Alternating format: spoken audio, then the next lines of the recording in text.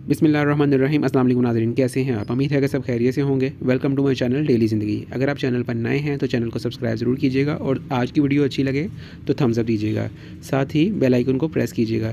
तो चलते हैं आज के टॉपिक की तरफ। और नाज़रीन, आज की इस वीडियो में हम बात करेंगे ख़वातीन के एक बड़े मसले यानी कि पीरियड्स के बारे में। ख़वातीन को पीरियड्स में बहुत से मसाइल का सामना करना पड़ता है, जिनमें पीरियड्स का कम आना, पीरियड्स का ना आना या पीरियड्स का रुक रुक कर आना। पीरियड्स यानी कि हैज़ उस खून का नाम है जो अमूमन 14 साल की उम्र के बाद आना शुरू होता है। ये अमूमन हर 3 हफ्ते के बाद आता है और 3 से 4 दिन या 5 दिन तक जारी रहता है। 100 में से 50% लड़कियां हैज़ के दिनों में बहुत ज़्यादा तकलीफ़ और बेचैनी से गुजरती हैं।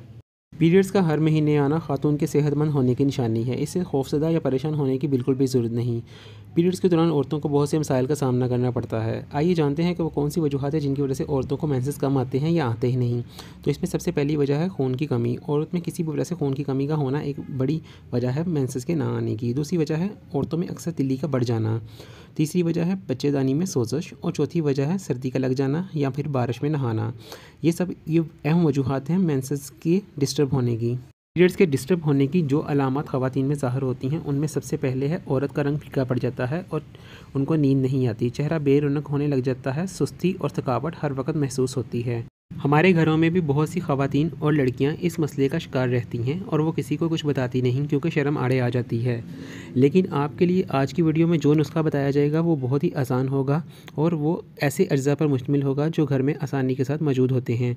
अगर किसी को भी ये मसला है तो वो ये नुस्खा लाजमी इस्तेमाल करें। इंशाअल्लाह ताला अल्लाह ताला के फजल करम से आपके तमाम मसाइल हल हो जाएंगे। प्याज हर घर में आसानी के साथ मिल जाता है। एक दरमियानी साइज़ का प्याज लेकर इसको 2 हिस्सों में काट लें और एक हिस्से को 2 कप पानी में डालकर अच्छी तरह बॉयल कर लें। जब पानी 1 कप के बराबर रह जाए तो इसको उतार लें और इसको नीम गर्म ही पी लें। अगर आपको इसका जायका अच्छा ना लगे तो आप इसमें 1 चम्मच शहद डाल सकते हैं। इसके इस्तेमाल से आपको अयाम खुलकर आएंगे और अगर कम आते हैं तो वो भी इंशाल्लाह इससे खुद ही ठीक हो जाएंगे। इस कहवे का एक एक्स्ट्रा बेनिफिट ये है कि अगर आपको मेंसेस के दौरान ज़्यादा तकलीफ़ का सामना करना पड़ता है तो इस कहवे के पीने से आपको उसमें भी सुकून मिल जाएगा।